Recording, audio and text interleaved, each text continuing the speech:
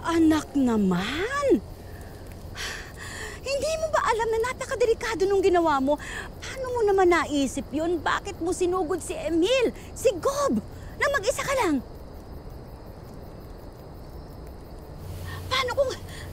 Paano kung sinatan ka nila?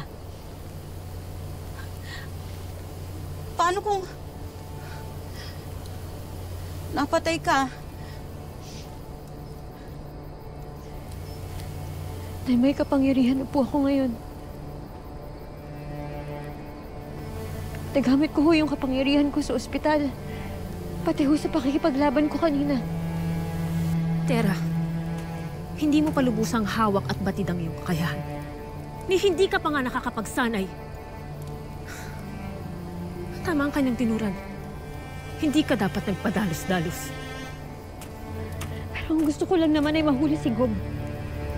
Ako mismo ang magpapakulong sa kanya. Ako mismo magdadala sa kanya sa mga pulis. Sa mga pulis? Ha? Eh, hawak nga ng sakim na yun ang kapulisan eh. Kaya tinan mo ang lolo mo nakakulong, hindi ba? Hindi mo ba naiintindihan, anak? Yung kapangyarihan mo hindi uubra sa kapangyarihan at kasamaan ni Gob. Nanay, wala naman kung masama na subukan ko. Gagawin ko ho para ho sa mga tao na nabiktima ng kasamaan niya. Nanay, para kay Lolo.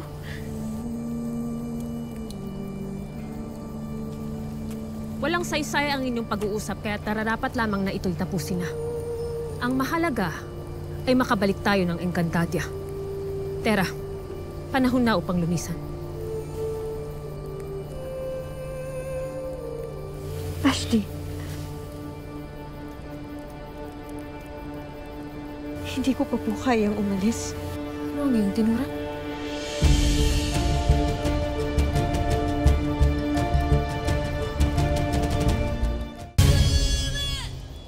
Hindi ko pa kayang umalis.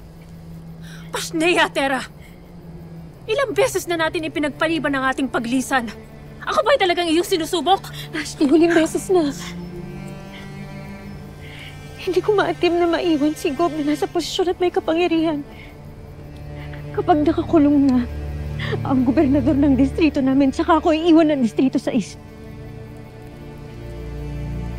Ako'y hindi na natutuwa. Ikaw ang nagsabi sa akin na sa Encantadia may malupit na nag-aari. Ashley, ganun din ang sitwasyon namin sa distrito namin.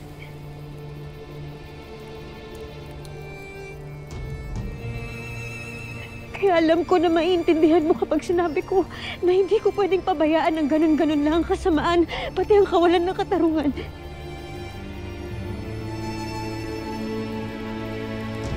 Nak,